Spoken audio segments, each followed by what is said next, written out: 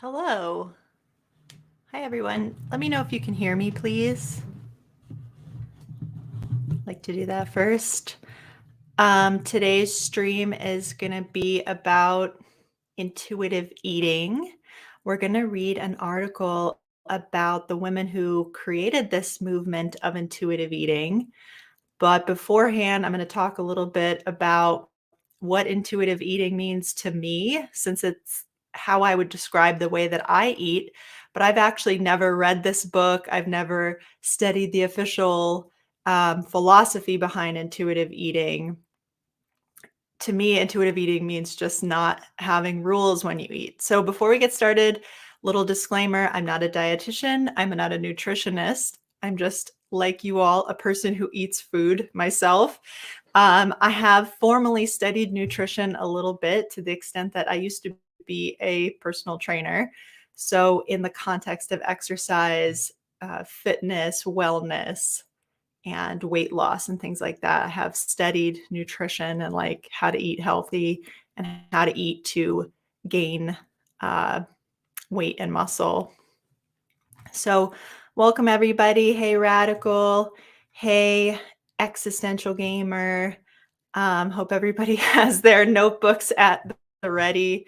I think this is such an important topic in feminism, and maybe we don't talk about fitness and nutrition a lot because they're really uncomfortable topics for a lot of women. And I don't have the exact statistics, but it's something like half to 2/3 of women are on a diet at any given time. And this philosophy of intuitive eating sort of breaks that apart. And yeah, and I just think that they are such integral topics. And I really think that food can just be a source of nourishment for our bodies and for our minds, actually. And I think that if we change our relationship to food and see it as something that nourishes us and see how it can heal us from whatever's going on in our lives, that can be really helpful. So just a trigger warning, I'm going to mention eating disorders and dieting in passing. I'm sure the article is going to talk about dieting. I haven't read the article yet. I was saving it to read it on stream and learn about all of this with you. And as you know, if you've been here before, feel free to chat throughout. There's no restriction. You don't have to just sit here and listen. You can talk throughout the stream, and I will stop and highlight your comments and stop. And if I have anything to add to the article, I'll do that too. So that's kind of how the format works here. But I did make some slides to tell you a little bit more about my experience and my journey with food. I just made these, so hopefully there's no typos or anything like that. But just to give you a little bit more of an idea where I'm coming from. So I think, this is my own personal philosophy here, that the problem with diets, when you talk about any kind of structured diet where somebody writes a book and this is how you should eat, the problem is everybody's body is so unique. There is no one size fits all solution. And when different people try the same diet, they're going to have different results. That's just sort of the natural what's going to happen, right? So we all have a different body size, age, sex, metabolism, activity level, food preferences, our culture, our health conditions, our dietary restrictions. Those things vary for everyone.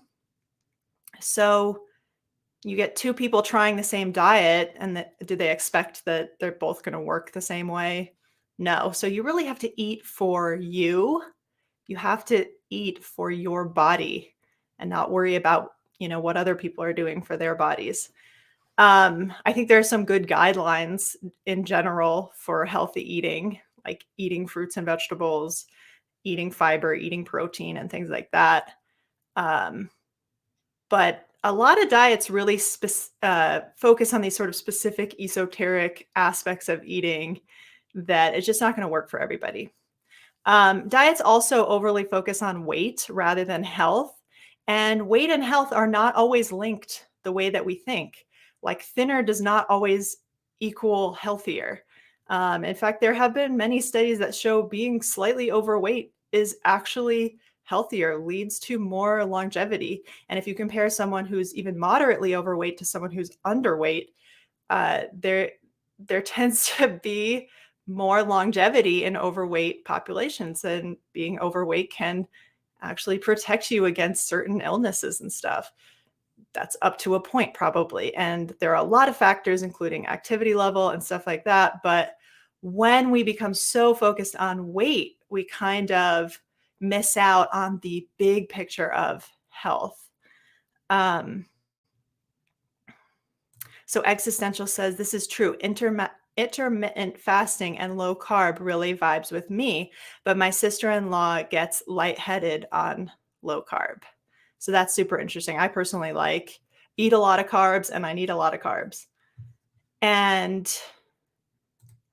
Sharon says health at any size. I think that there again maybe are some limits on the upper end of the scale or the lower end of the scale, but there's a much wider range of health than I think people's idea of what is healthy can be very narrow and not, if you actually look at studies and empirical data, it's like being skinny does not equal being healthy necessarily, right?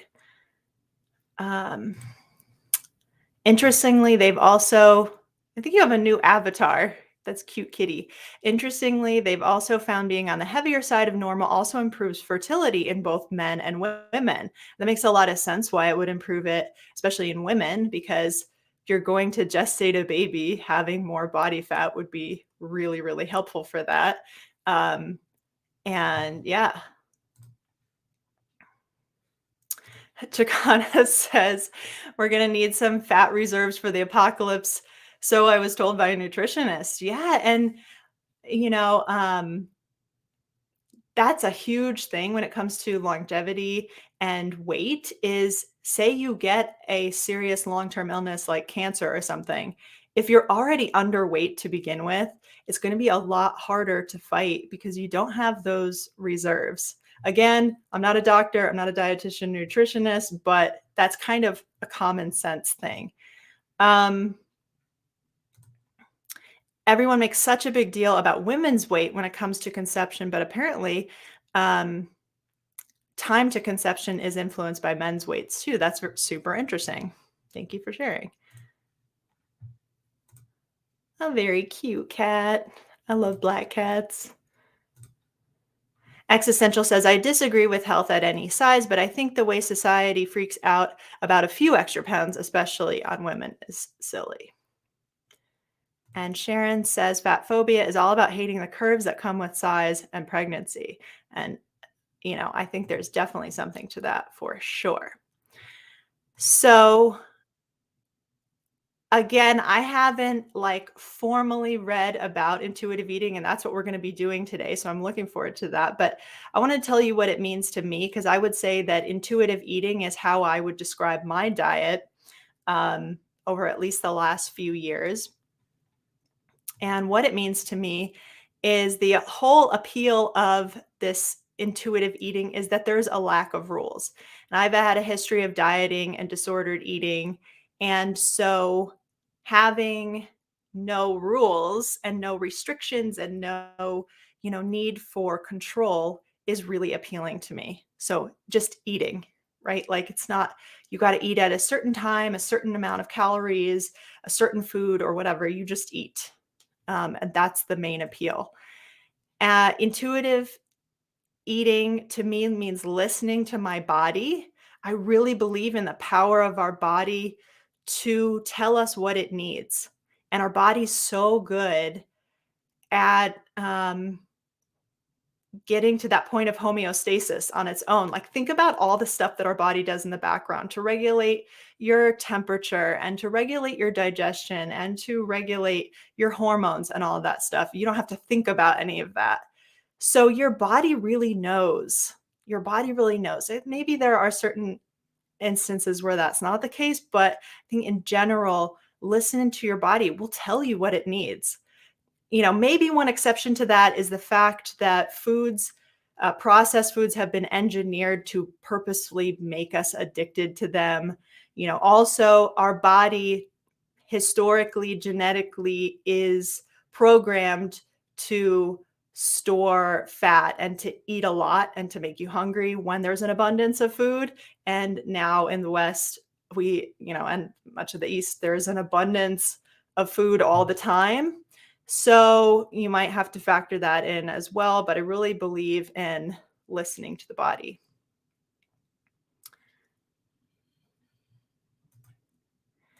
And intuitive eating is also eating whenever I'm hungry. So I don't let myself feel hunger for too long. Um, I certainly don't go like hours where I'm like, I'm hungry, I'm waiting for the next meal. If I'm hungry, I eat. And when I am full, I stop eating. And that might sound kind of funny, but think about it. Say you just had lunch at work and somebody comes in with a birthday cake or whatever to celebrate people's birthdays.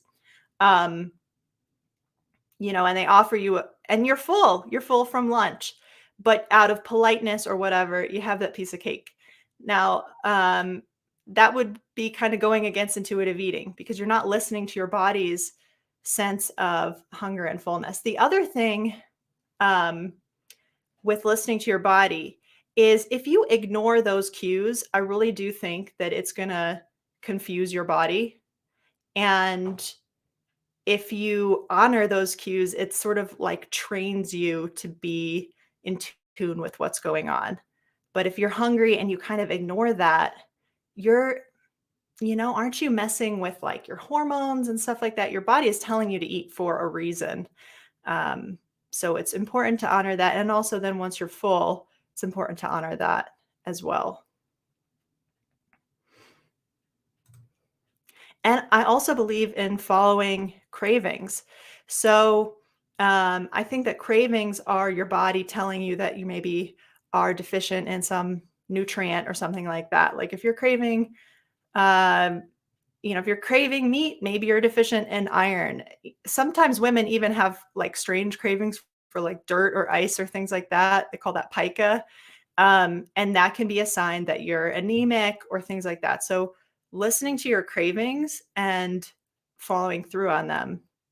Again, this is how I eat. I'm not making the suggestion that anyone else eat this way, but this is kind of what guides my eating principles. Rosa says, I'm deficient in cheesecake. Love that. Okay. And then applying these same principles to exercise as well, listening to your body. With exercise, I think there are times when, maybe you're feeling tired, you're not super feeling it, but like it's okay to push yourself a little bit. But if you're really not feeling it, then whatever you have scheduled for a workout for that day, just like skip it. If you need rest, you need rest. And yeah, same kind of principles of listening, letting your body be your guide. So, more about my diet and eating habits. I've learned to cook and prepare a lot of go-to healthy foods. So, I have a repertoire of things that I make all the time. A lot of it's roasted vegetables, roasted potatoes. I think it's just learning how to roast vegetables in the oven was like a major breakthrough for me because it's so easy. I have ADHD, so going to the store and planning out recipes and stuff like I just don't have the executive function skills for that. So it's been very helpful for me to have just like simple meals that I can make. And if I make like a huge quantity of roasted vegetables, I can like throw it in some Tupperware in the fridge and, have that for a few days. So that is been really, really helpful for me. And I'll show you some of the foods that I eat in a sec. But um, I find joy in eating colorful, fresh foods. I choose mostly healthy foods, or I try to. I don't aim for perfection. Nothing is officially off limits, but I basically do not eat fast food or drink soda pretty much at all. Like I wouldn't, I never say like, okay, something's like totally off limits, but basically I don't really see those things as food. Even if I'm traveling or something, if I'm traveling, and the only thing to eat in an area is like McDonald's or whatever, I'll think to myself, "Oh, there's no food here. I need to like keep going." So, um, I really do that's pretty much all I really, really avoid. And then I also try to focus on getting enough protein because that's been an issue for me in the past. And Radical has talked to me about this a lot, meal prepping. Um, yes. So I know she does meal prepping, and yeah, I love that too. Because when I'm hungry, I just want to eat right away. Like I am not going to be able to take the time 20 to 30 minutes to eat. When I'm hungry, I kind of just like need to eat. So having a lot of food made in advance is really helpful for that. So these are some foods that I have made. I definitely focus on eating foods that make me feel physically good, um, like having that give me good steady energy and that I can digest well. To me, eating something like French fries covered in cheese or something, I, like, would have a really hard time digesting that, so it doesn't really matter what it tastes like, that's the whole other aspect to it that is just super important to me in eating. I also eat organic whenever possible, I avoid GMOs. It's not always, like, totally possible. For example, there's certain things at the store that I shop at, they just don't have organic, in which case I will eat the conventional. But whenever I can, I buy organic. Yes, it's more expensive, but to me, it's really, really worth it. Organic foods, they are more nutritious. They have higher levels of nutrients and vitamins and things like that. They're more ethical. They're more environmentally friendly and sustainable. I don't eat a lot of animal products, but when I do, I only eat grass-fed, free range. I don't eat pork because of the way that is like an ethical thing. The way that pigs are raised in this country is like really abominable. Um, but you can find humane eggs, uh, free range and grass-fed beef and things like that. So uh, okay. And just a little bit about my health background. So I do have a history of having eating disorder and dieting and really becoming obsessed with food. And I think we're going to see that in the article that like the intuitive eating thing came out of just wanting to get away from being obsessed with food all the time. I also have OCD. That's like my main issue when it comes to food, but that's more about contamination and kitchen cleanliness and who's touched the food and stuff like that. And that is something that I've been battling for like about 5 years. And right now I'm in a really good place with it. But there's been times when it's been like really, really debilitating to me. And, uh, my appetite fluctuates a lot with my hormonal cycle. And there will be times during the month where I basically can't get full. And again, intuitive eating is eating when you're hungry. So I will just be constantly eating throughout the day. And, um, and then there are other times in the month where I like have no appetite. And so then I really don't eat. And my weight will fluctuate with that too. I don't weigh myself much, but you can feel it. Um, I also like cannot eat dairy and I cannot eat legumes, which sucks because there's a lot of really good nutritious food that falls under that category, but I can't eat soy, any kind of beans, peanuts, peas, nothing like that. I just cannot eat those kinds of foods. Um, and actually, like I'm lactose intolerant, so I can eat dairy if I take Lactaid, and I often do, but I haven't had a glass of milk since I was like 14 years old. And then the final thing with my health personally is I have a condition called congenital dysautonomia, which I've had since I was born, obviously congenital, but I faint like really frequently. And one way that I can prevent that is by staying really hydrated and eating small, frequent meals. So for me, I typically do not eat breakfast, lunch, and dinner. I'm eating maybe 8 to 10 small meals or snacking or grazing or whatever you want to call that throughout the day. So I eat pretty frequently. So if I wake up and I eat breakfast at 8, then probably by about 9:30 I'm eating again. Then 10:30, 11:30 I'm eating every hour, hour and a half, something like that. So that's just how um yeah. Thank you. Appreciate you listening. Okay. So that's just a little bit about my background, like where I come to this discussion from. Again, I do consider the way that I eat intuitive, but we're going to get into the article now, which I'm really excited to read with you all. I have to switch screens now and look over here. But yeah, we're going to learn about intuitive eating and why these two women rejected diet culture. And Existential says milk is gross, and I totally agree.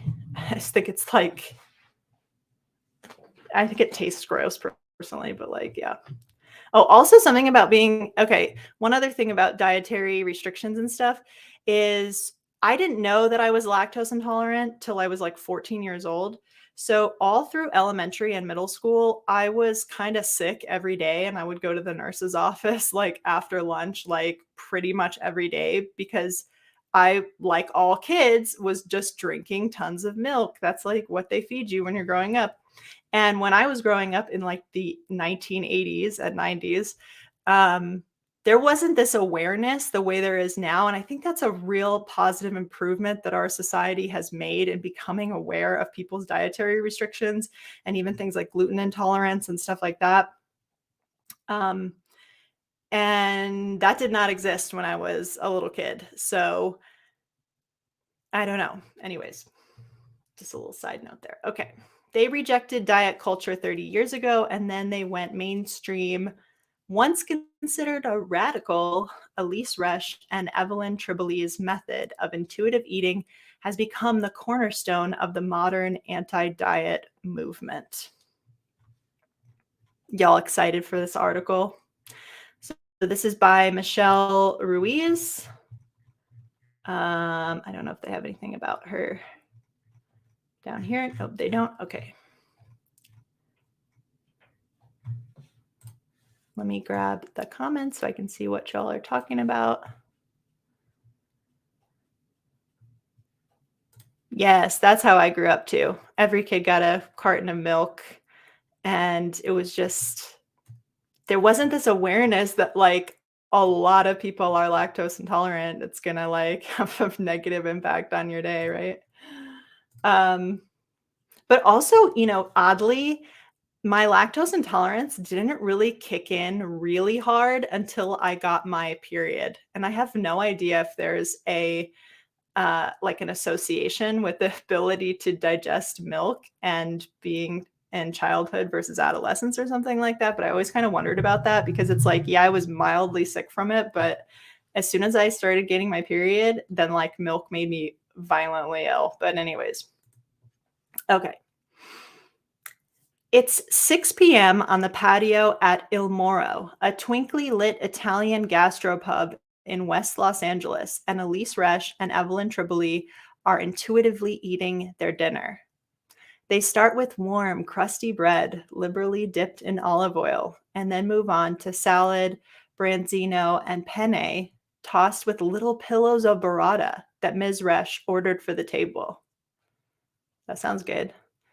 In accordance with one of intuitive eating's 10 principles, challenge the food police, neither woman moralizes about the carbs. So I think that's super important to start right off the bat, is thinking about the way that we talk, even these sort of subtle things of like, oh, I shouldn't be eating this, but I'm going to be bad today or something. You actually like don't have to say things like that, because when you verbalize things like that, you reinforce that is such a certain thing as a bad food or whatever. So not moralizing, I think that's really a really good principle there. The first few bites of pasta are magic, Ms. Rush said. After a few more, she shrugs, the allure starting to fade. That's another principle. The less certain foods are forbidden, the less power they have over you. Another great principle. Like, if you make something off limits, you're really going to think about it and focus on it a lot. Um, and if you can just eat it, I know, like, growing up, we never had junk food in our house, like, ever. Never had potato chips or whatever, anything like that. And then I would go over to a friend's house, and they just had all that stuff in their pantry, and they weren't, like, obsessed with those foods. But the second we had ice cream in the house or cake or potato chips or anything like that, I would just, like, that'd be the first thing that I eat and the only thing that I eat, um, because it was, like, off limits? So if you don't make foods off limits and they're just around, that can be a good way to kind of to demystify them. Existential says, hate that I'm gonna be bad today thing. Like, come on, it's not an indicator of your morals. It's also the way that you eat. Something that has stuck with me and that I read a long time ago is that eating is not also about willpower. Um, because you can actually have, like, incredible willpower when it comes to food, but if you know, cheat or something, that, like, it's the same as having no willpower at all, and let me expound a little bit on that. So, say there's, like, a box of donuts in the office, right? And you pass by it in the course of your day, and you're walking, and you pass by it 99 times, and then the 100th time you take a donut. Now, a lot of people would say, "Oh, that person has no willpower." Actually, they exhibited incredible restraint, but they ate the donut anyways. Anyways, I don't know if that makes any sense, but eating is not about morals. It's not about willpower. It's about consuming foods that nourish you. So, yeah. Intuitive eating, as conceived by the dietitian nutritionist duo, is the practice of renouncing restrictive diets and the goal of weight loss and encouraging people to tune into the intuition that governed their eating as toddlers.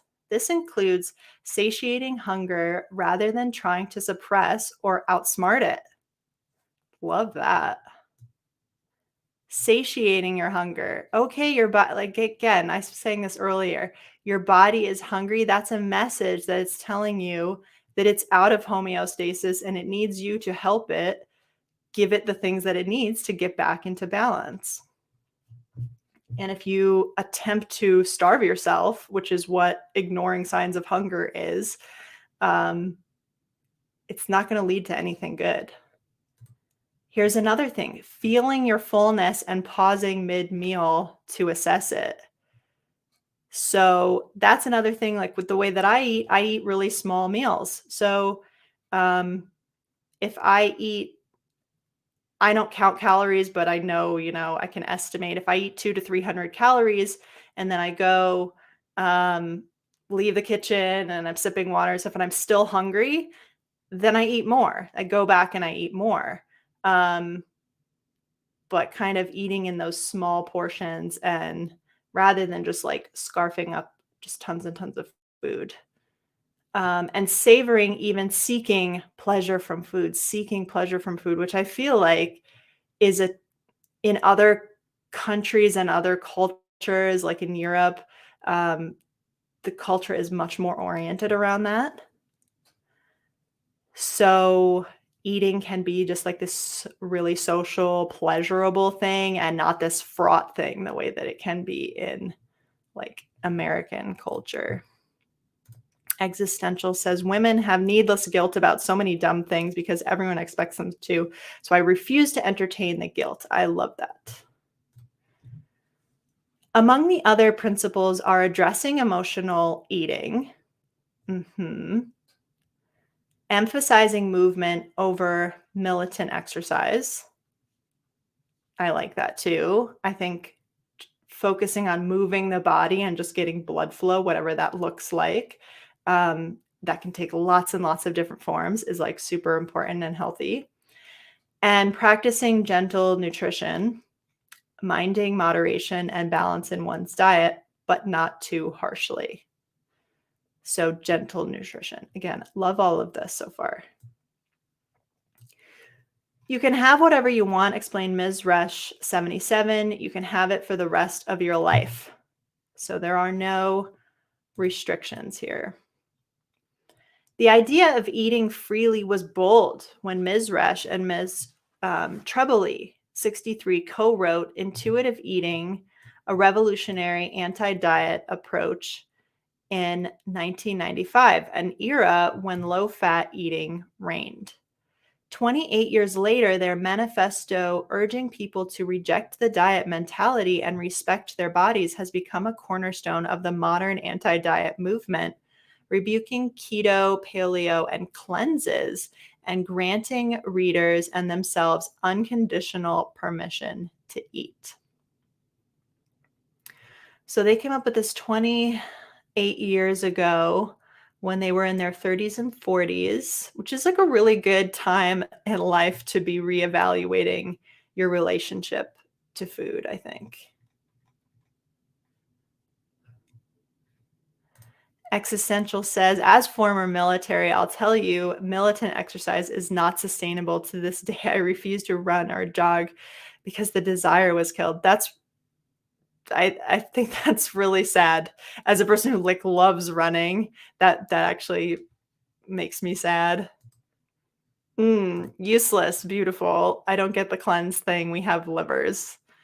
Yeah, cleanses really don't make a lot of sense to me. But they're very splashy, and it's like the kind of thing you can post on social media about, you know? Pucifer says, sometimes I think people who get really into militant exercise are doing it in a weird pseudo self-harm way. Of course.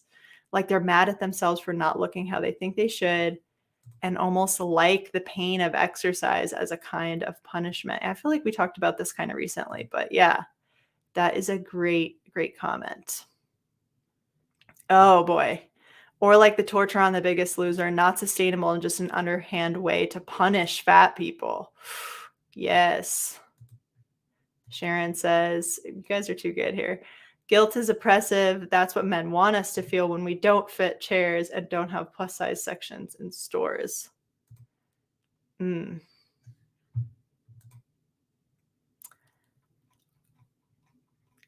Intuitive Eating has sold more than 700,000 copies since 1995, according to St. Martin's Press, which published the fourth edition in 2020.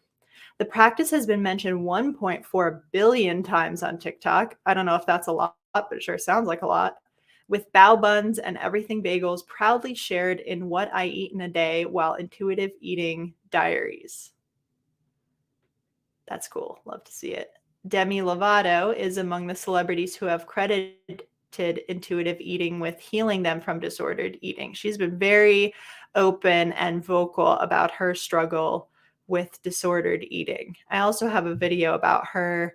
I have a video about that, touches on that, about her decision to be quote unquote non-binary and how I really think it's rooted in the pressure that she's felt to present a really specific and certain image of womanhood, probably part of which includes having a certain body type, which is a lot of pressure. And it's a lot of, everyone's natural body type is different. So trying to fit in, with the way other women look or certain other women, it's just not going to work for people. You might not have that kind of body type. And then what? You're just going to feel all this unnecessary pressure and you'll never be happy. The practice has been embraced by wellness influencers like Nicole Berry, owner of New York's plant-based convenience store, Bon Berry Mart, who cites it in the title of her new cookbook, Body Harmony, Nourishing Plant-Based Recipes for Intuitive Eating, and co-opted by Gwyneth Paltrow, whose Goop Press published a guide to intuitive fasting. Oh, man.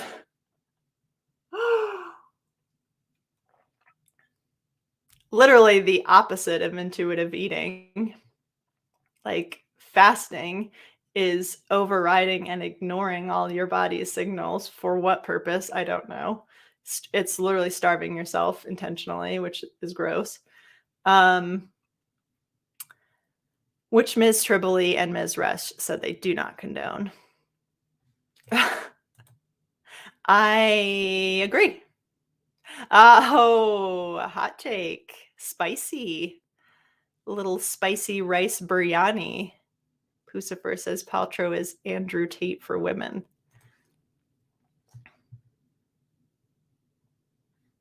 Existential's gonna ride her bike. Love that. I'll ride bikes with you. I intuitively fast when I'm sleeping, Ms. Rush joked. Yeah, for real.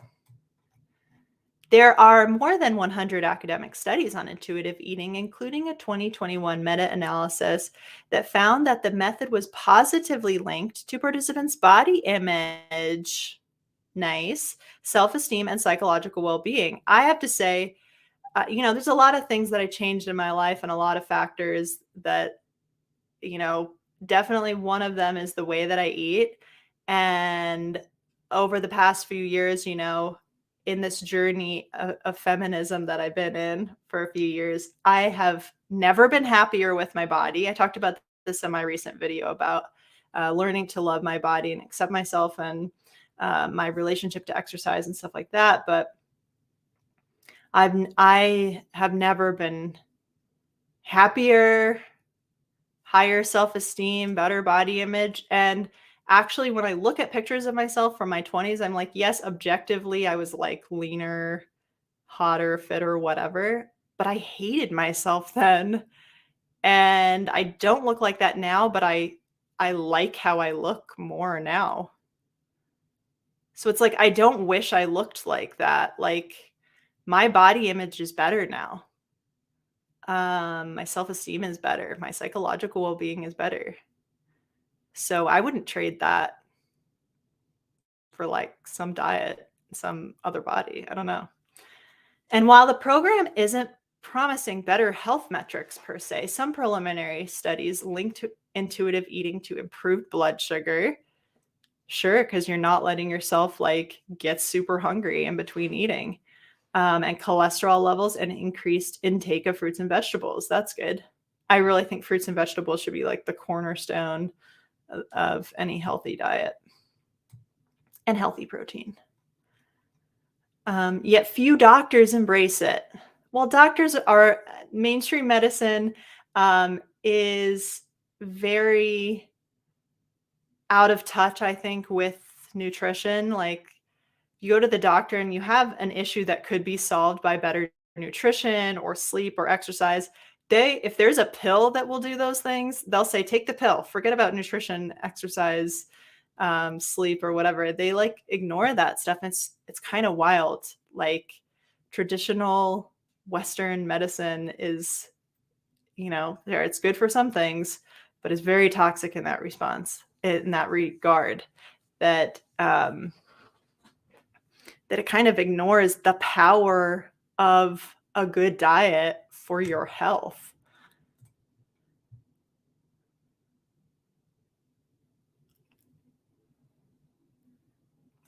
Okay, so Existential says, controversial. I fast sometimes, usually to reset myself. I also get migraines, and periodic fasting helps me. It is never more than one day and never a punishment. Um, yeah, I mean, again, that could be listening to your body. Like if it's something that helps you with your migraines, then that's, to me, that's listening to your body.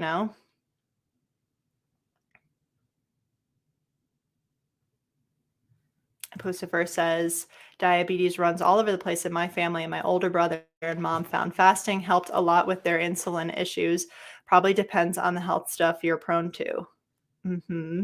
Also, I didn't mention this, was on the slide, but I kind of skipped over it. I had a bacterial infection in 2016 that was food poisoning in origin. Like, when you hear on the news, like 300 people were sickened and 8 died or whatever from some outbreak. That was me. That happened to me. And it was packaged salad, one of the most dangerous foods you can eat as far as food poisoning goes. And I had listeriosis, and it was like in my whole body, and I was super sick. And that actually was like the point at which my relationship to food really changed a lot. Um, because so what happened with me is that I had food poisoning, and then I never got better. So, and that can happen in like a small percentage of people with food poisoning. It actually lasted about 2 years. So, the symptoms of food poisoning. I don't need to elaborate on them, but that lasted for me for like 2 years.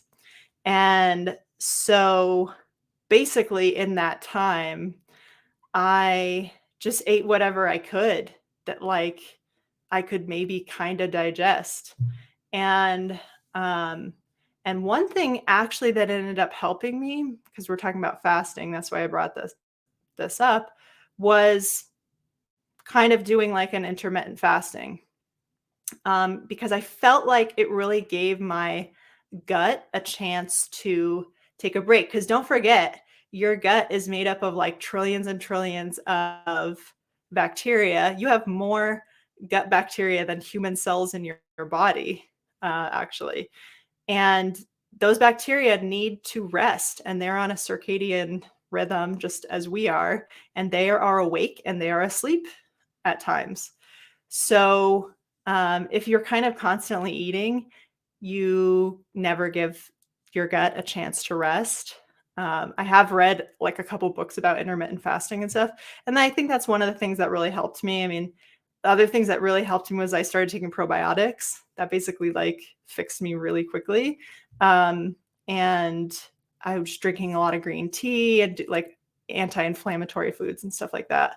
But yeah, yeah, not like the most glamorous story I have to tell, but since we're talking about the like potential benefits of fasting, also, not a study, but just N equals one. That was like my own personal experience.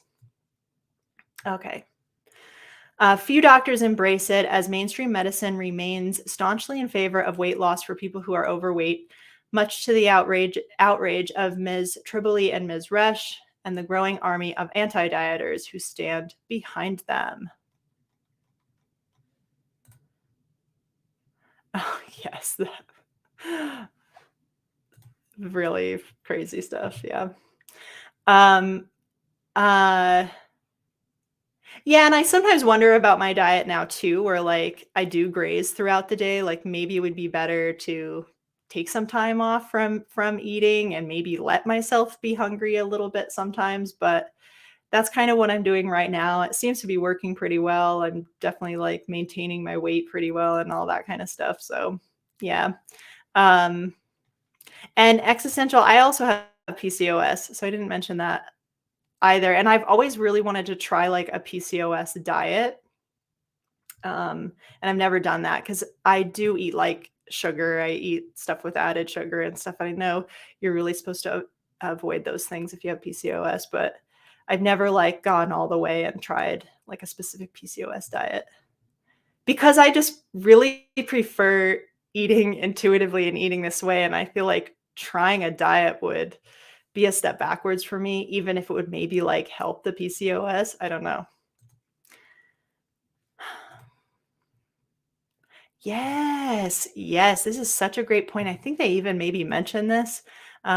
Studies have shown losing and gaining weight repeatedly is worse for you than consistently being overweight. Very true. And also, um, I know this is another statistic or data, whatever.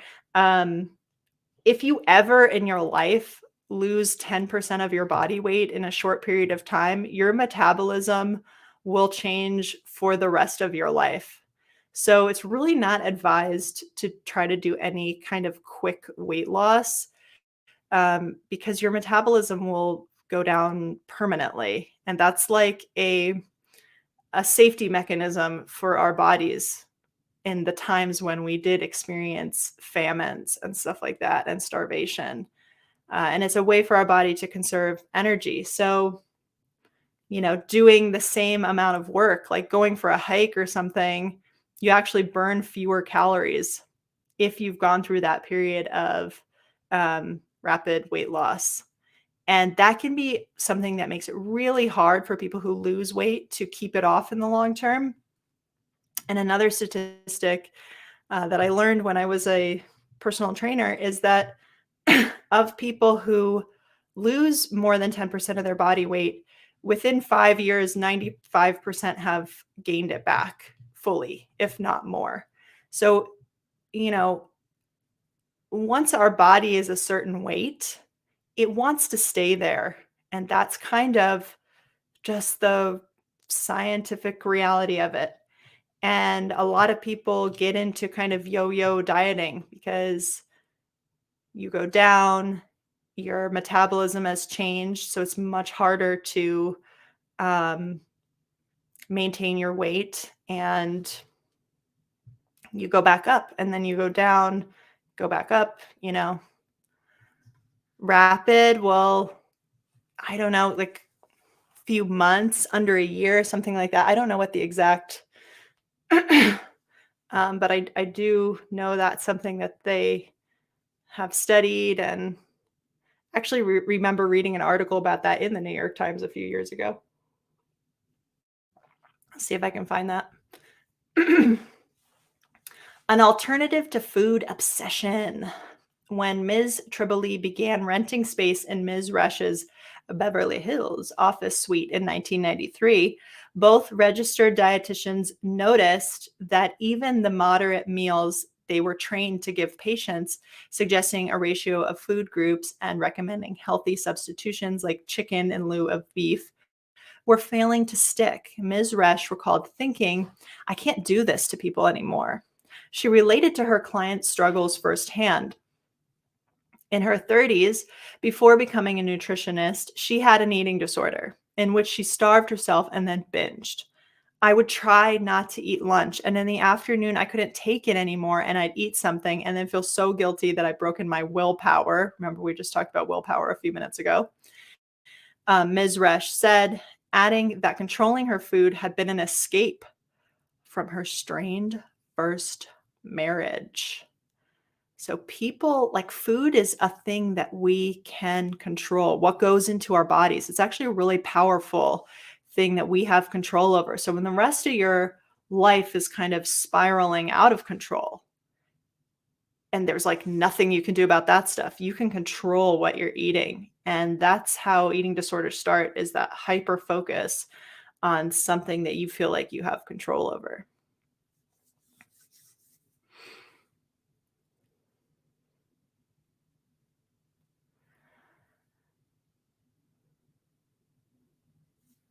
Yes, and this is a great comment too. The calories in, calories out model is so flawed as well. Your body will compensate for changes in intake because it wants to maintain homeostasis. And again, like, people think that, like, if like, you hike up a mountain, that's if you just like work out the work that's required to do that from like a physics standpoint, that you're going to burn the same amount of calories like every time, like everyone's going to burn the same amount of calories doing that certain amount of work. And that's actually not the case, because metabolism doesn't work that way. And that's kind of a crazy thing, but like, two people could climb the same mountain and burn a different amount of calories based on their metabolism, which is really, really actually wild.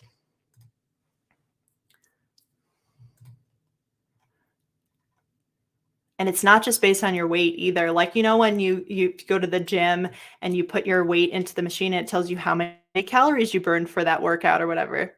That's all really, like, kind of meaningless. Like, it's not going to be accurate. There's so many other things that go into how many calories you burn in a workout.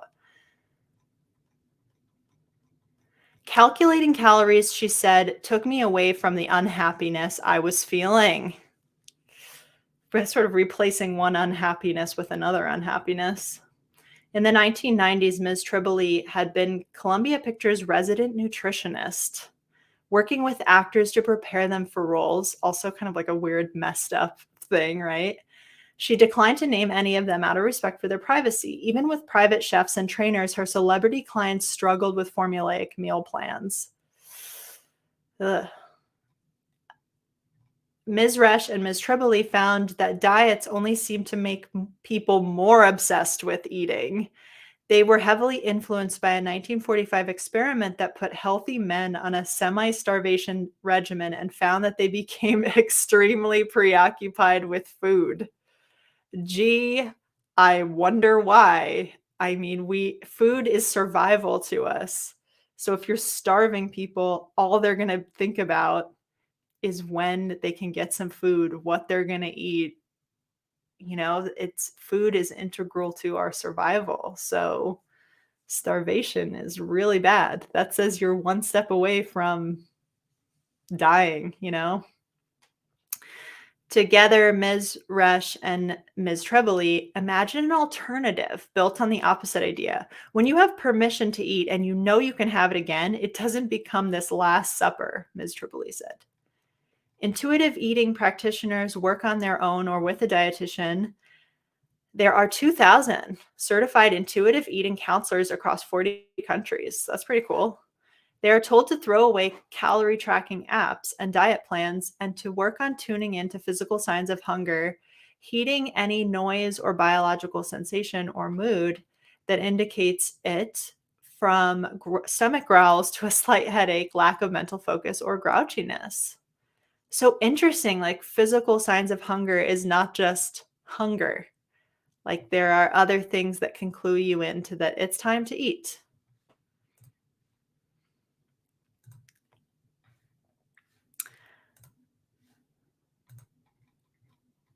Next, they work on eating whatever they crave without deeming it good or bad, taking the moral aspect out of eating. Make peach pie equivalent to a peach. Wow, that's revolutionary. I would say that is revolutionary. Make peach pie equivalent to a peach. Whoa, I like mind blown a little bit. The book says, observe how your body feels when eating this food and how satisfying it is to your tongue, and actively seek pleasure from meals, paying attention to taste, texture, aroma. Take several deep breaths before sitting down to eat and savor food. I certainly love that. I think in our era of, their book was written in 1995, but in our era of screens, how much of us are eating and looking at a screen at the same time? Like, are you eating? Are you on your phone?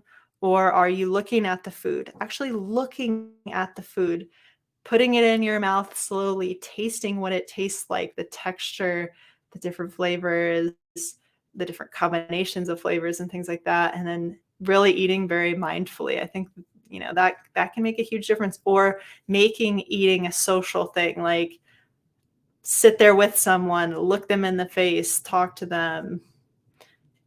Be a much different experience than eating in front of your computer or your cell phone or something like that. Once you've eaten, the book instructs, feel your fullness. Listen for the body signals that tell you that you are no longer hungry, it says. Observe the signs that show that you're comfortably full. Pause in the middle of eating and ask yourself how the food tastes and what your current hunger level is. People often worry that intuitive eating will lead to gluttony. That is the greatest fear people have. If I give my permission to have what I want, I'll never stop eating it, Ms. Resch said. At first, especially if they're used to restricting their diets, new intuitive eaters tend to gravitate towards food that was previously off limit and eat beyond fullness, Ms. Resch noted. Her guidance, continue to give yourself full freedom to eat. She added, get as many packages of Oreos as you want. Once people really sink into the sense that they're going to be able to have that food and they stay present and they taste it, it doesn't take long before they realize, I don't want so much of it anymore. I've definitely had that experience. Like I go through phases where, I'll just get like a big bag of barbecue potato chips and just like eat that. But then it's like, I don't want to do that again. Actually, like when you do that, you know, again, I really believe in eating for how you physically, like how it physically makes you feel. And eating like junk food, I know that they're saying like don't moralize about food, but we know Oreos are not the healthiest thing to eat.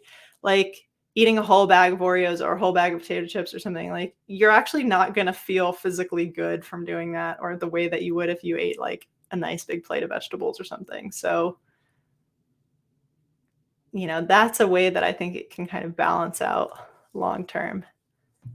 Oh, okay. This is a good point. Eating in front of people can also be very uncomfortable, especially strangers. Very true. Mm. Really, my first experience with having disordered eating, another little story about Lisa, talking about me a lot today, but it is my channel after all. When I went away to college, I didn't want to eat in the cafeteria because I had social anxiety. But my meal plan at college was only for eating in the cafeteria, except I could get one meal a day at this little cafe. And if you went first thing in the morning, there was nobody around. And so I would get my meal for the day and I would sit there and eat. And then I would save like an apple or something for the meal. And then that's what I would eat for like the whole day because I had such bad social anxiety that I didn't want to like deal with the whole cafeteria environment. Like the feeling, I don't know if anyone will relate to this, but the feeling of carrying a tray full of food through like a crowd of strangers is the most yes. Thank you for relating. Um, Carrying a tray full of food through a crowd of strangers is, I don't know how anyone does it, actually. That's how terrifying it is to me. It's like, I don't know why, but that's actually when my first experience with like disordered eating. And it wasn't really so much about food or body size or weight loss or anything. Of course, I did lose a lot of weight because of that, but I just had really bad social anxiety and about food, and food was tied up in it. If there had been another way to get food that year, like I probably wouldn't have had an eating disorder. But in order to eat, we had to socialize. And it was so terrifying to me that I was like, I just I was a piano student at that point. So I was like in the music studio 6 to 8 hours a day. And I would just like hole up in there and be a little hermit. But yeah, yes. Philippula says, I can relate. I skipped lunch regularly my first years of university because I felt so uncomfortable eating alone in the cafeteria.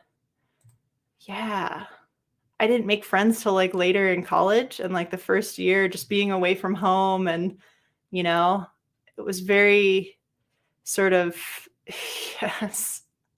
So I'm glad some of you can relate to that, even though it's sort of, sad that some of us have experienced it, but anyways, so all these little things that we kind of go through in life and we think that maybe we're the only person who's experienced it, or it's like very lonely feeling to feel this way. And then you realize other people out there have also experienced that. And that's like a very powerful, powerful thing. Yeah. Intuitive eating is linked to the health at every size movement we were talking about a little earlier, a perspective that de-emphasizes weight as a means of assessing people's health. Accept your genetic blueprint, Ms. Rush and Ms. Tribole write in Intuitive Eating. Just as a person with a shoe size of 8 would not expect to realistically squeeze into a size 6, it is equally futile and uncomfortable to have a similar expectation about body size. I think that's such a great point. Intuitive eaters may gain or lose weight or remain at the same weight, the author said, but shedding pounds is never the goal. A longitudinal study published in 2021 found that intuitive eating led to better psychological and behavioral health among people with anorexia and bulimia, and to lower odds of binge eating, fasting, taking diet pills, and vomiting. I think of intuitive eating as the goal of eating disorder recovery, said Dr. Jennifer Gaudiani, an internist in Denver who specializes in eating disorders and encourages the method to patients. She refers them to dietitians and therapists who use it in treatment. People can be shocked to realize there's another way of thinking about food other than I should feel guilty, I need to deprive myself. Yeah, I mean, that's the message that's so pushed in our society, right? Like our whole societal relationship with food is so fraught.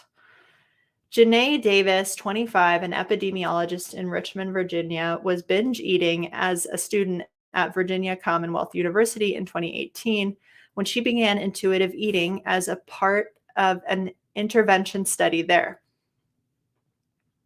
Ms. Davis said that she had often engaged in binge eating to cope with stress, but the act of slowing down and savoring meals had helped her feel more in touch with her body's needs.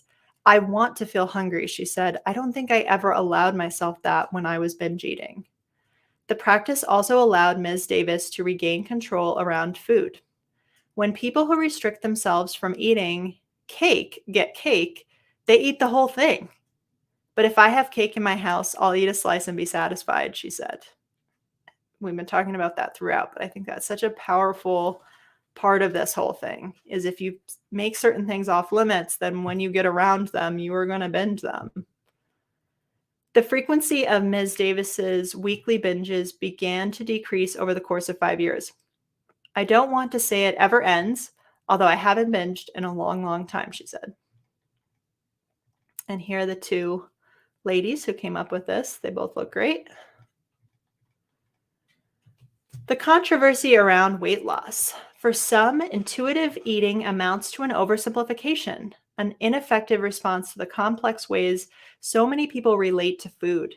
The idea appealed to Adina Kish, a 23-year-old actor and social media manager in New York who had struggled with anorexia as a teen.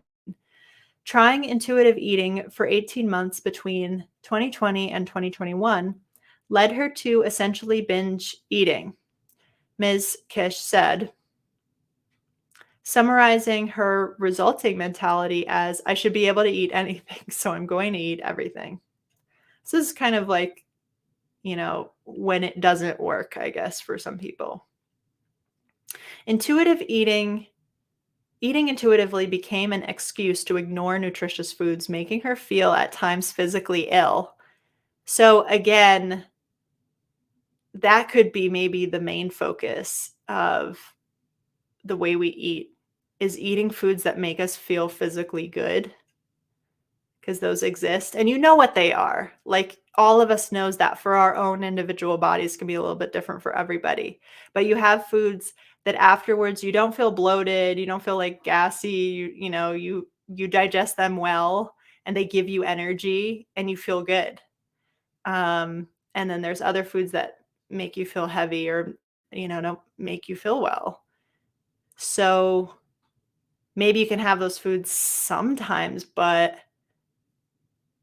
you should really probably eat. I'm not, again, I'm not making suggestions for how anybody eats, but I think like for me personally, eating foods that make me feel physically good, that I can digest, is really optimal. My mind might be telling me, hey, you shouldn't eat an entire pizza right now, she said. Typical indulgences never lost their charge. I wish I had gotten to that point, Ms. Kish said, but I never did. If I was to eat an entire pizza, I would be like physically sick. I don't know about anybody else out there, but like I just straight up like cannot digest that stuff. So I don't know, everybody's different, but it's hard for me to imagine like anybody feels good after eating an entire pizza, like physically, forget mentally. I agree. I feel like that's not really part of it.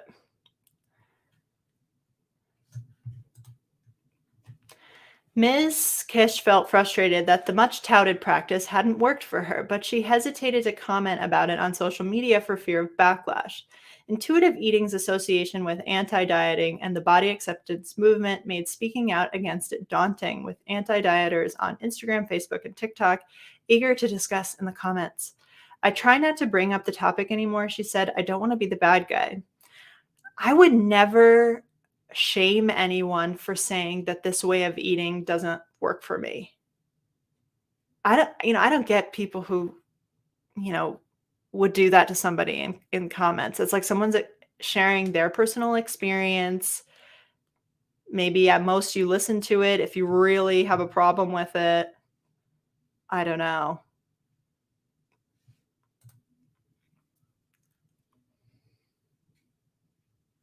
Yes, existential says, I'm a bigger woman. It took me a long time to accept that I'll never be willowy and slender. There's not a lot of acceptance for different female body types, and there should be. There should be, because it's totally normal for us to all look different and be different, and society's range is just very, very narrow. Asking people to rely on their own intuition to figure out what they should eat is a lot of burden on an individual person, said Andrew Craftson, a clinical associate professor in the Division of Metabolism, Endocrinology, and Diabetes, and director of the Weight Navigation Program at Michigan Medicine. There is hormonal, neurobiological, and metabolic dysregulation that can happen. Your body is not always the North Star when it comes to knowing what's good for you to eat. Okay, so that contradicts what I was saying a little earlier, that I think, your body usually knows best. But yeah, for certain people, maybe they have hormonal imbalances or a nerve issue or something that is not, I go through periods where I have like gastroparesis, um, and that's related to that congenital condition that I mentioned earlier.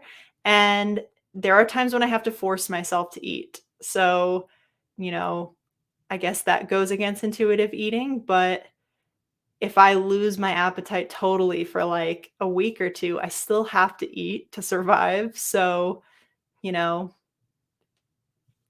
that can make sense. And then there may be some people with a metabolic issue where they're really hungry all the time. Um, and, maybe I don't know what you do in that situation. Yes. Eating is so personal, I don't get it either. Like, just because I eat low carb, why would I get mad at someone who doesn't? Exactly.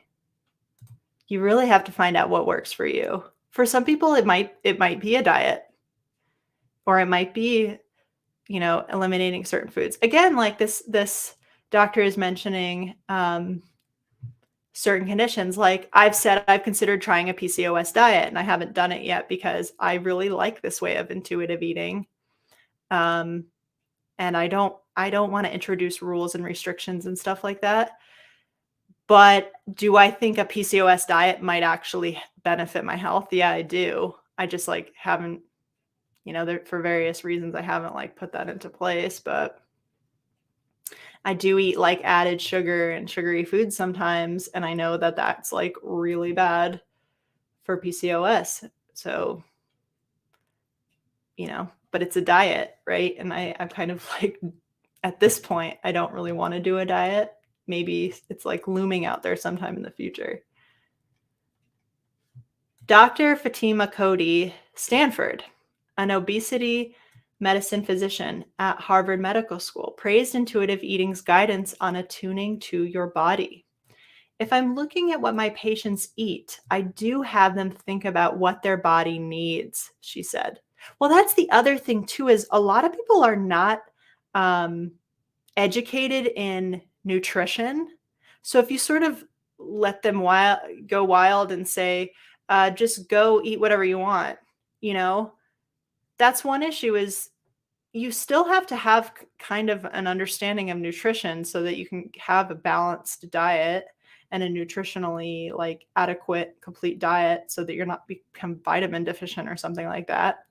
And then on top of that, a lot, junk food is engineered to make us addicted to it. So, they do a lot of flavor testing and mixes and balances of salt, fat, and sugar to actually intentionally addict us to those foods. And So in that landscape, it might not be the best thing for certain people. If I'm looking at what my patients eat, I do have them think about what their body needs, she said. The problem is, she said, it's not the whole story. It neglects the science of how the body regulates weight. In people with obesity, one of the two brain pathways that regulate weight signals the body to eat more and store more weight, potentially clouding their intuition around food. We want to listen to our bodies, she said, but listening to your body may be flawed. Dr. Stanford has served as an advisor for a number of pharmaceutical companies, a common practice for experts in the field.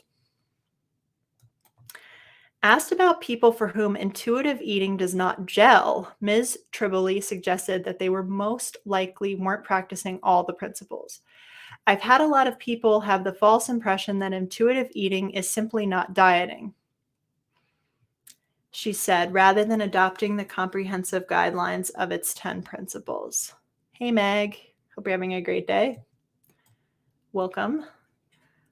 Dr. Stanford agrees with Ms. Resch and Ms. Tripoli that there are persons that have a predisposition to living in bigger bodies, she said, citing research that found about 80% of children born to two obese parents will themselves be obese, even when accounting for diet and exercise.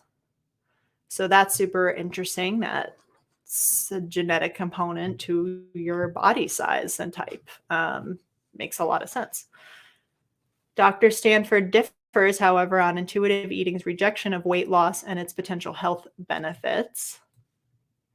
I find this to be very disturbing, Dr. Stanford said. If you know that you have a predisposition to diabetes, cancer, or other chronic disease and could modify it, would you? I think the answer is a resounding yes. Again, that might be something more where focusing on what you eat rather than how much you eat or something like that, or trying to focus on weight loss, but instead focus on just getting lots of nutrition would probably help with diabetes, cancer, chronic disease, etc. There's this idea of, I don't know if anyone's heard of this. It's called add, don't restrict. Casey says,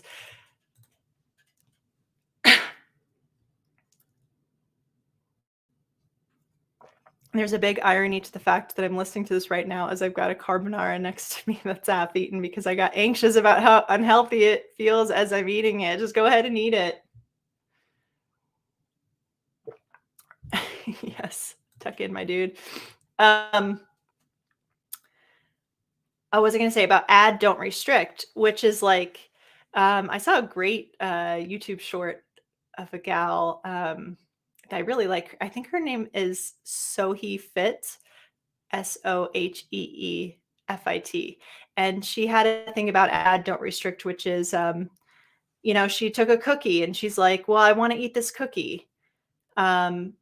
But if instead of saying I can't eat the cookie, I say I'm going to eat the cookie, but I'm going to add some Greek yogurt and some blueberries and all this other stuff and like make it a big like little meal, So that idea of like, yeah, have the junk food or whatever, but like add nutritious food to it and you'll be all good.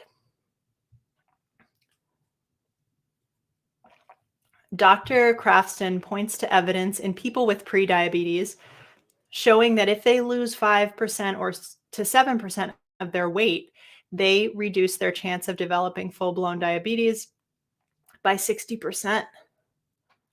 Damn, that's pretty significant. And diabetes is definitely something you want to avoid at all costs because that will mess your life up. Similar improvements are possible with other health concerns, including high blood pressure and sleep apnea. High blood pressure responds a lot to reducing salt intake in your diet, and you don't even have to reduce it by much to notice big improvements in blood pressure. You don't need an 18-year-old beach body. A modest change in weight can have substantial health benefits, he said. Ms. Resch is unmoved by arguments that advocate for weight loss, even to address obesity. Thinking about weight loss only disconnects people further from their inner wisdom about eating, she wrote in an email. And there's like a big mental health component to all of this too, right? Like prioritizing our mental health as much as our physical health, I think is really, really important. Because mental health is just such a huge part of wellness. It's a huge part of our experience as people, like maybe like you're physically healthy on paper, but you're like obsessed with food and thinking about this all the time. That is no way to live. There's like a healthier balance out there. Plus, she added up to two-thirds of dieters regain more weight than they lost, and weight cycling, someone mentioned this earlier, repeatedly losing and regaining weight is linked to higher mortality rates, cardiovascular disease, and hypertension. So that repeated weight loss and weight gain is really dangerous. Oh, that sounds tasty, Joan of Arc. Bulgur wheat and greens. Yum, yum, yum.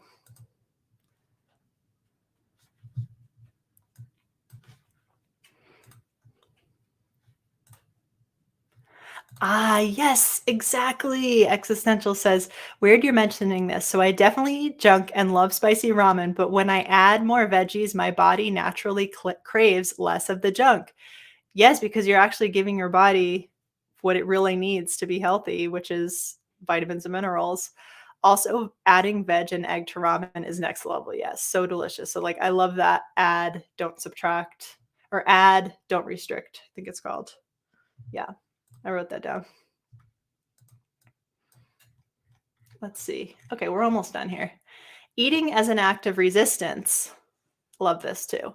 When Ms. Resch and Ms. Tribole were shopping intuitive eating around to publishers, some bristled at the idea of an anti-diet book, according to David Hale Smith, the pair's longtime literary agent. There were a lot of rejections, he said, where people said, this is really great information, but how are we going to sell this? There's no 7-day slim down plan. Yeah, definitely going against the grain. Ms. Tribole said she had been too scared to write the book alone. Even after joining with Ms. Resch, it felt risky because this was so counterculture, she said. It's still kind of counterculture now. Definitely. In the fourth edition of Intuitive Eating, Ms. Resch and Ms. Tribole condemn America's cultural focus on obesity as both racist and sexist. Wow, interesting. They cite Fearing the Black Body, a 2019 book by Sabrina Strings, a sociology professor at the University of California, Irvine, that argues that fat phobia is rooted in a history of white supremacy and patriarchy. What do you all think about that? In the United States, people are sold stigma and shame about their bodies, Dr. Strings said, with intuitive eating. She said Ms. Tribole and Ms. Resch are among the voices coming together to undo that oppression. Interesting. So even racial oppression being tied to dieting and hating our bodies and worrying about what we eat. And I mentioned earlier, like, something that's so important in our individual diets is our culture. And I watch a lot of cooking YouTube channels and stuff. And I watch a lot of Asian cooking, like Asian people cooking Asian food, like Korean food and Vietnamese food and stuff like that. And, something that some of those people talk about quite a bit is, say like being embarrassed to go to school with their Asian lunchbox growing up and things like that. And even though it's a lot healthier than the standard American diet, which I just think is like super interesting. But yeah, there can be like major cultural differences in food. And then something that might be popular in one culture gets coded as junk food or bad food. Then it kind of assigns like a moral thing, like association to that culture. So I get where she's like coming from with this. And then if you take those rules away and you take that moralizing about food away, then it frees everyone up to just not have that stigma or that feeling like, oh, the food of my culture is bad,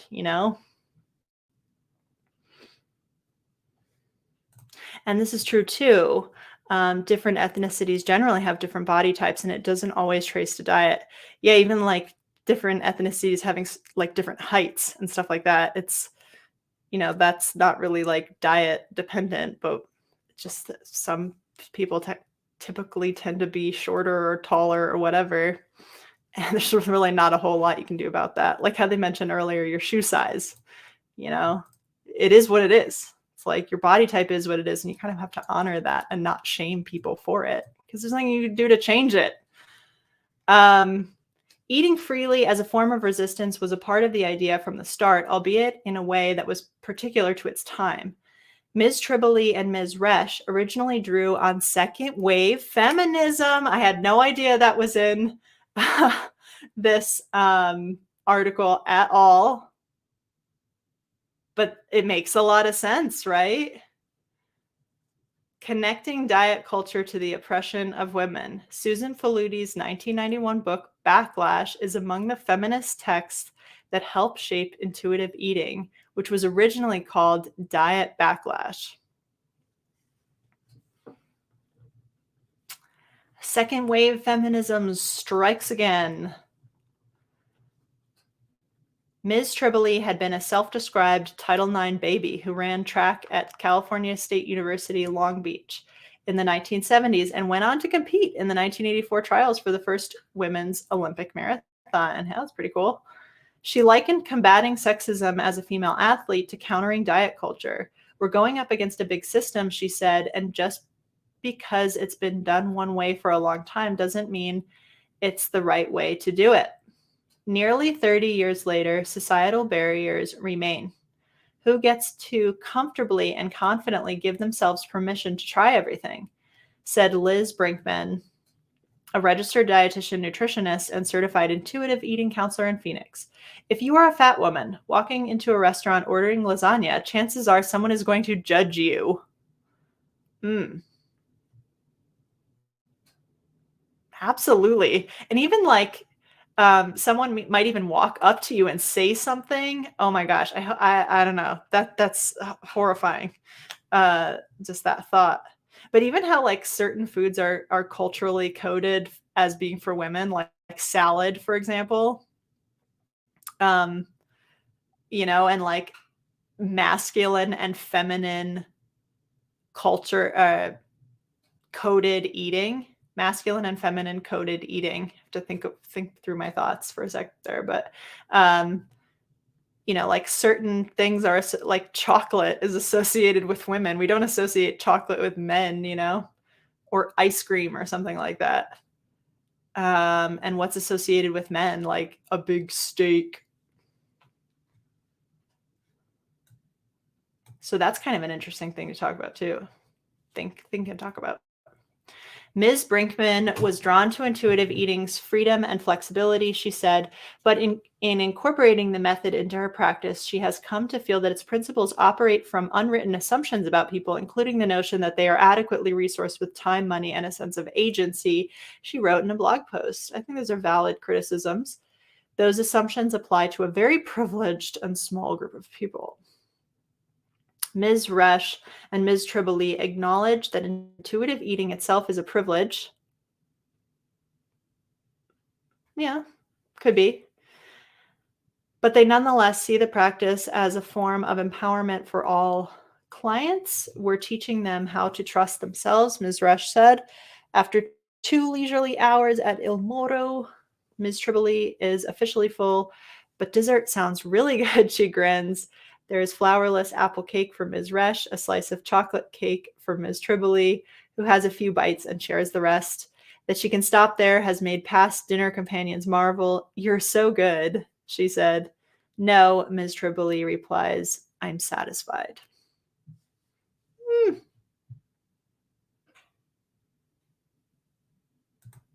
think that's really cool. Good article. Enjoyed it.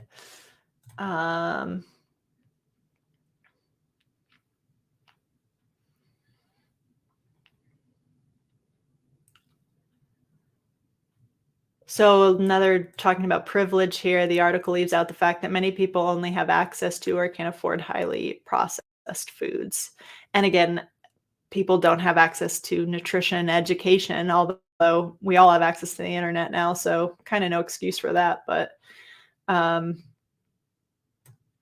I really believe nutrition should be taught in public school, and it's kind of insane that it's not.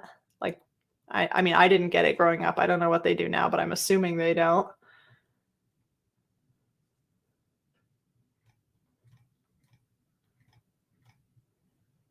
Odd that the article doesn't mention that the principles of intuitive eating are core to Italian, French, and many other cultures. We're kind of talking about that earlier, where eating whole foods for pleasure with other people is a key part of life. So the Europeans out there, maybe have a different relationship to food than we lowly Americans.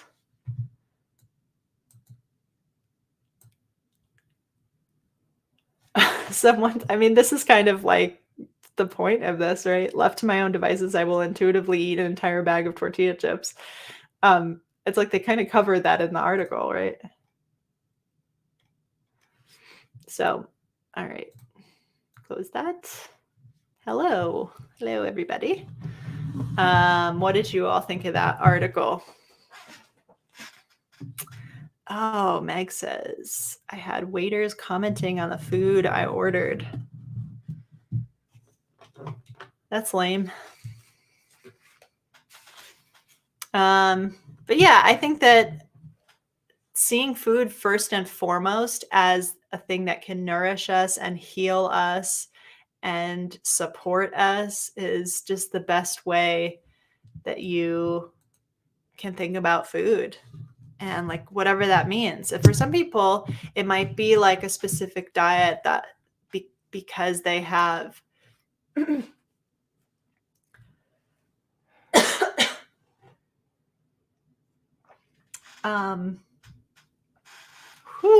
had a cough yesterday, and that was the first time I coughed today, so that's kind of good. I was coughing all day yesterday, and I think it was like I thought maybe it's allergies. I don't want to say the C word. I'm kind of scared of that, but it's definitely going around a lot here right now. But I don't go anywhere, so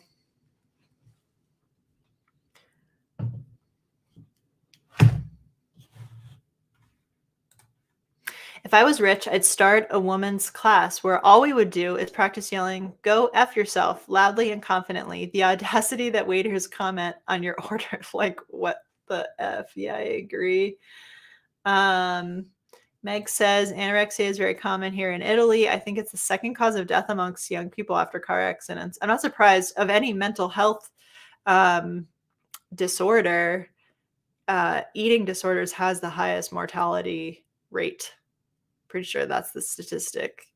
So most likely to die of any mental health issue. Meg says, I had an eating disorder as a teen, and my aunt told me it was normal, and every girl had it. As a matter of fact, almost all my female classmates had one. Yeah, I think it's super common. When I did a poll on my channel about it, 95% of the women who responded to the poll, which obviously is not like a scientific thing or something, but said they had experienced it, eating disorder or exercise addiction or something along those lines of body issue. So yeah, it's super common, which just makes it that much more important to talk about as a topic to heal our relationship to food. And to me, like it's really worked for me, I'm hungry, I eat. I'm not hungry, I don't eat.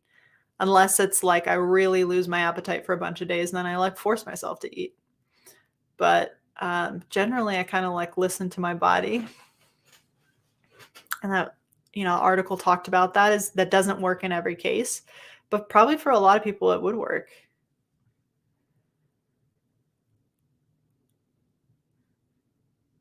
Oh, interesting. Oh, I love this conversation. Women cook and men eat. Okay, this kind of goes into the the cool girl. Isn't that like the cool girl, right? Is the idea that you should be able to eat lots of really sort of fattening food, like eat a giant greasy burger while being painfully thin. And that's really what's most attractive to men or something, or what men want is this like illusion that you can maintain this sort of perfect body while also just like eating massive quantities of food. Does anyone know what I'm talking about? When I watched The Sopranos, which was like my favorite show when I was in college, by the way, I noticed that how is Carmela cooking so much ziti while looking so skinny? Yeah, that show is so interesting from a male female dynamic perspective. And when I was growing up, well, I grew up in the tri-state area, and like, in that time period, I wanted to be Adriana Lacerva. I just thought she was so glamorous, and like I used to do my nails like that and stuff. Um Eating disorders are a social contagion too. Absolutely. It's interesting too, because always obviously we always talk about trans stuff here and stuff. And I don't have any statistics, but I would think that the trans social contagion amongst young girls and in high schools and stuff is probably somewhat superseded the social contagion of eating disorders, but it's just like another different way to hate your body and try to gain control over your body as it's changing throughout adolescence. Because obviously, eating disorders, I think, are, statistically much more prevalent amongst young women. And as you get older, you're like, I don't care. I mean, I'm not going to say that universally, because I'm sure there's many older women who do feel like as they're getting older, that's even more pressure to stay young looking and stay fit looking and stuff. But I do feel like many of us, and I'm speaking for myself, just like I like don't care anymore. I don't feel that pressure to like, because I'm not in a 20-year-old body now. So like, why would I put the pressure on myself to be in a 20-year-old body? I'm like physically not. Um, yeah. So, uh, but yeah, that period of adolescence where women are at most risk for eating disorders, or young women are, or girls, um, now it's the trans thing has kind of maybe replaced that in a lot of cases, or it's there now too,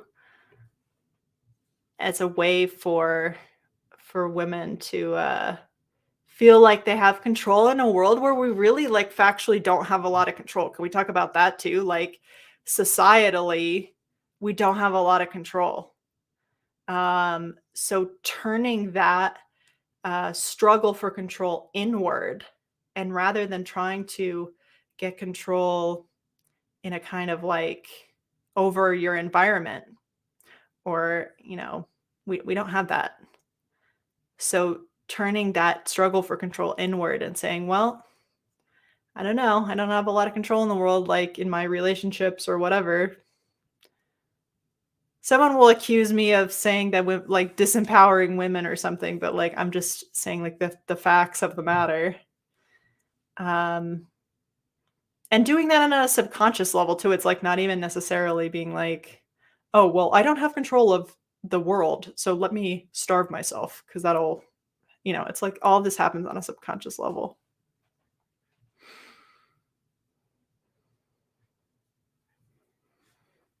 Adriana's character arc was dark. Yeah, indeed. Yeah, I wonder what people have written about the women of The Sopranos, because I don't know. I would like to read something about that. I think there's like rarely been a TV show as good as that show. But obviously it's like about male violence, like, primary theme. Anyways, Ah, yes. So as we were talking about a minute ago, Existential says, "Thin girls eating a whole pizza, adorable and cool. Fat girls doing the same. God, what a pig. She has no self-control." It's actually, like, very common trope in art magazine articles where, like, the interviewer meets up with some, like, starlet, and they describe in detail, like, what she ate, the mass quantity of, "Oh my gosh, I can't believe stays so thin while eating a gigantic plate of french fries and an ice cream sundae," and all this stuff, and it adds this extra layer of impossibility to attain that body type because now not only do you have to have this super thin body type or whatever, which very people few people have, and of course actresses and models and stuff like that have major resources at their disposal to obtain that, and they're probably starving themselves and struggling and over exercising and stuff. But now you have to do that while also being able to like pig out. It's just a crazy pressure to put on women.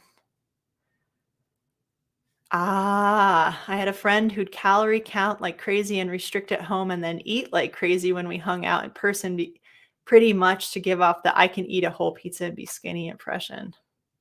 Very, very toxic. Yeah, they didn't even touch on that in the article, but like we're touching on some really interesting things here. I think this has been the case for me too, aging. And I actually look forward to it as I go on. And I got into the comments with somebody recently about saying like, you know, like I go to yoga with 80-year-old women and my mom is 80 and like I see how insanely active these women are and like they also just don't give an F about anything, and they're like just super cool and social and like out there doing so like it just makes me so excited to get older and I'm at this point where I'm just like I'm very stoked and it's like a good place to be. I feel very happy with that. You know, I'm sure that's not everybody's experience, but it's been my experience, and I feel happy. Uh, yes, Lily says, "I feel so lucky to be 23 and already not care about being thin enough. It's a trap. Good for you." Ah, it's a great point too. Small women are also easier to control physically than big women. Men don't like this. Yeah, I'm sure that's the origin of why that came to be valued or one of the origins. And also, body type trends change over time. 200 years ago, being thin was not seen as attractive at all. The Zoftig type woman was like the pinnacle of beauty. That was because that was more of an era where starvation was possible, if not like widespread occasionally. So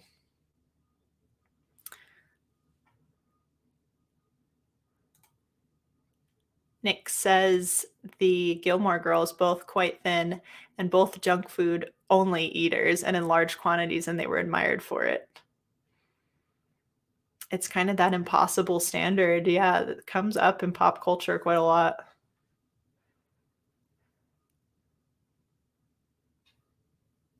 Like, you can't acknowledge the actual pain that you have to be in or what you have to put your body through to achieve a body type like that.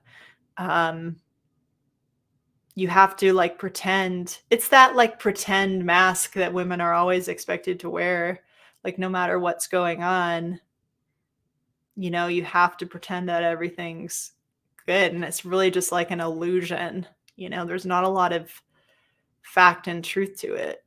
Um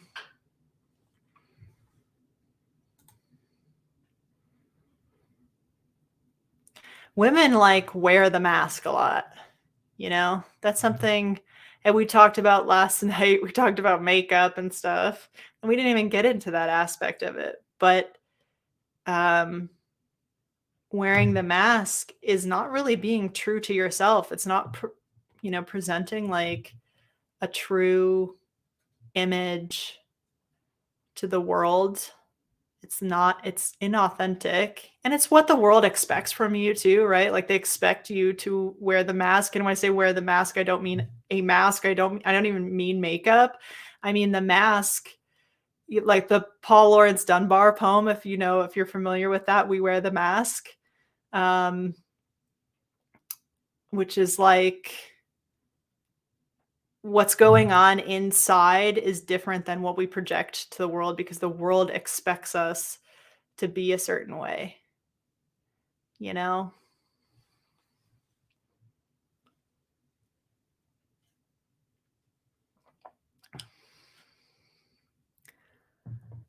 So I think we'll start to wrap up. If any of you have anything else to talk about. Also, there's 24 people here, but how many people in the chat? Lurkers, where are you at? Say hello. I want to hear from those lurkers out there. I was a lurker once, by the way, and I would go to streams and watch the videos, and I never commented because I said, I'm not good enough to comment, and I'm not smart enough to comment, and everyone else is smarter than me. So I personally love to hear from people who are at that phase of trying to work up the self-confidence to participate because everybody's welcome here. Um, but yeah, it's Friday. I hope that you guys have, yes, lurkers rise up. All you got to do is just say, hi, I'm here.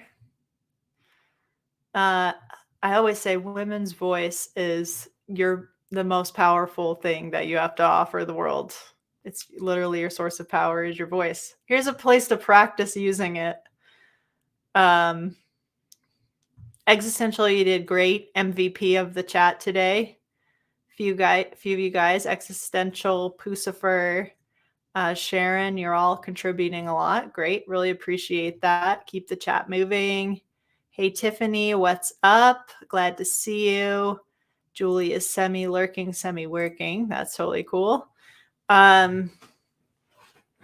No, I really enjoyed the article. It's like a super interesting topic. It was interesting to hear that they were informed by second wave feminism. That was cool. Like I didn't expect to see that in there.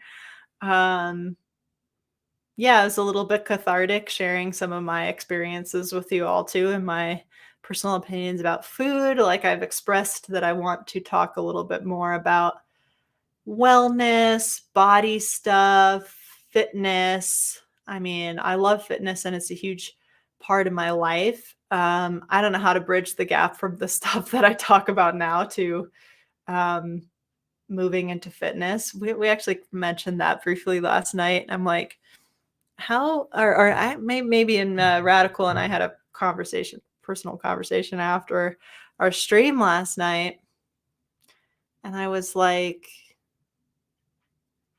I was saying, I still, knowing what I know and having studied radical feminism and being enlightened at the level that I'm at, I still fall prey to these thoughts. And when I watch too much YouTube and I watch the shorts and the fitness videos come up, and I will start to even think, oh, why doesn't my body look like hers? And that's when I know I need to step away and get back into the real world. And because when I'm just on my own, I don't really have those thoughts. So I think that's another thing is like being careful about what you expose yourself to as far as content and stuff, because there's a lot of toxic stuff out there, but you can avoid it.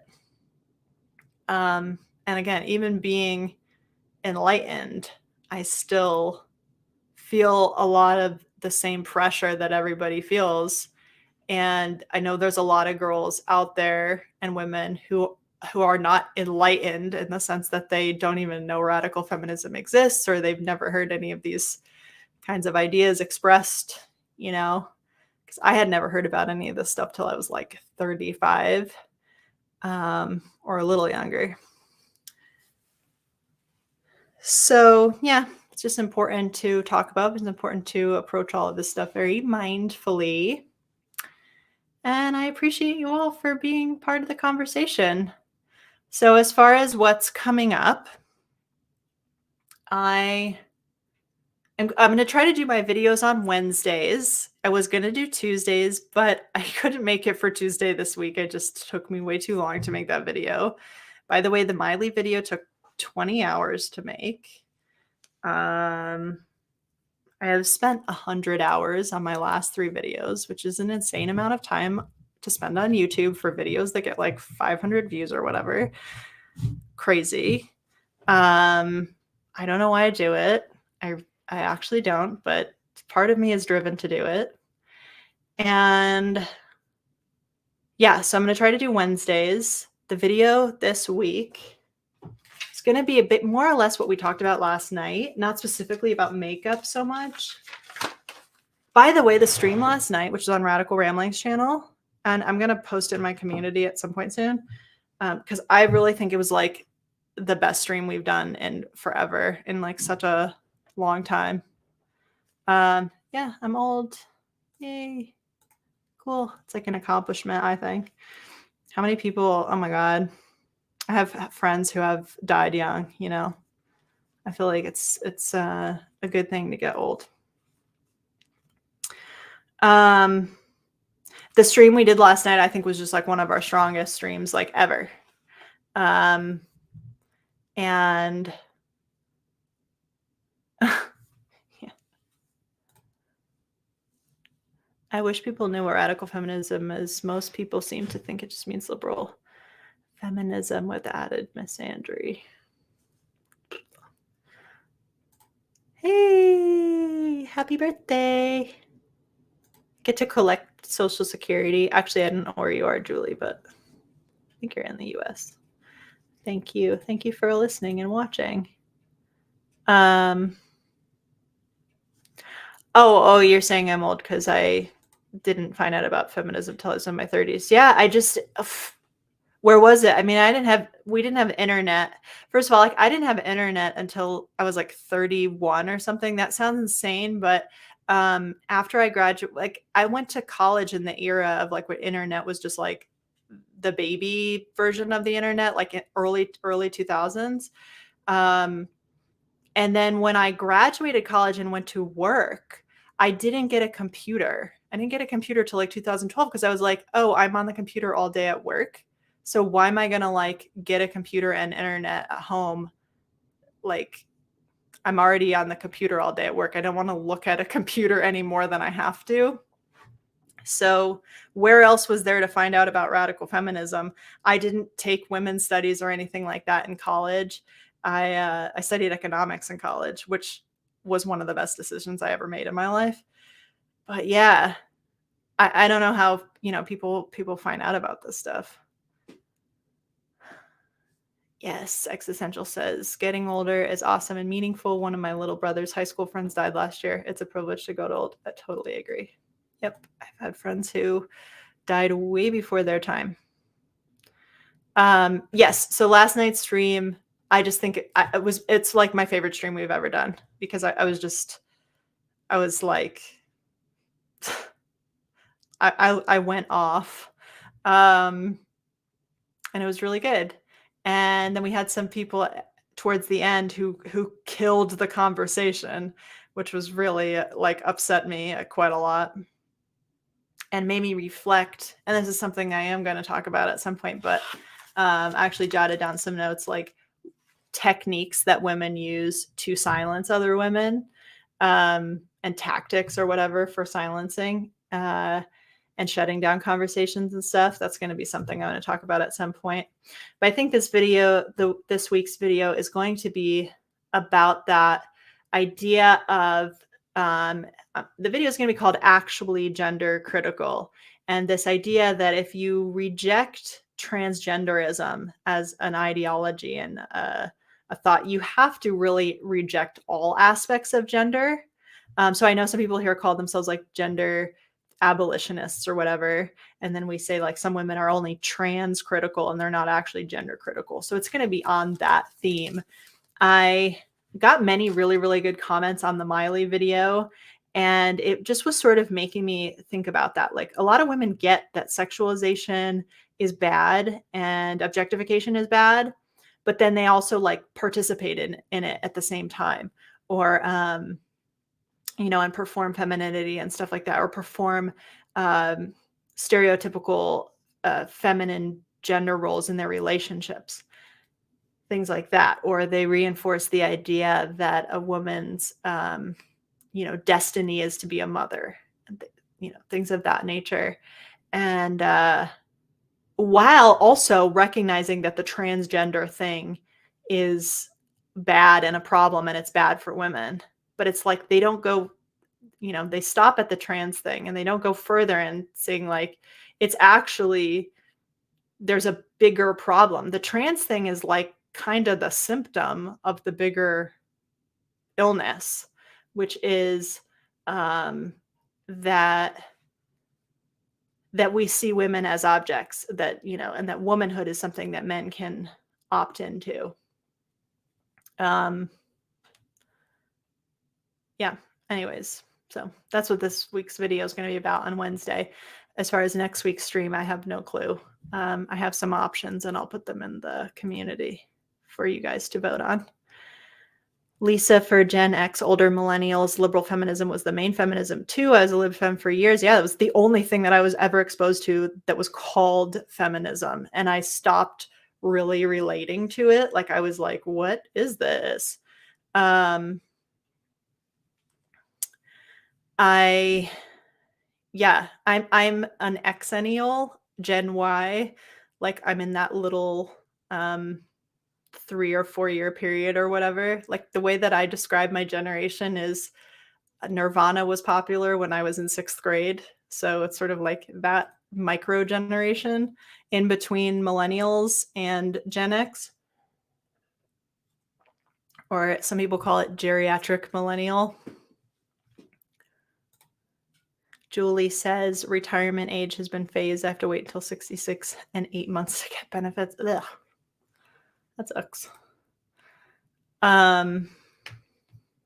Hopefully there'll still be Social Security by the time I get there.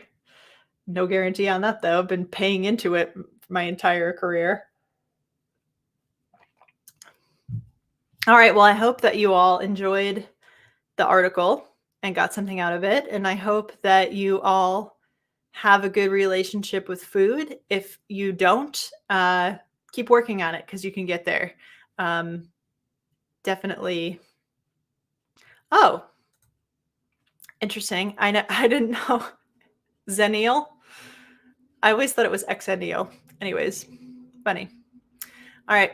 Well, I will catch up with y'all next time. It will be next Friday at 1 o'clock, tentatively, inshallah. And yeah, see you then. Bye. Say bye. Bye.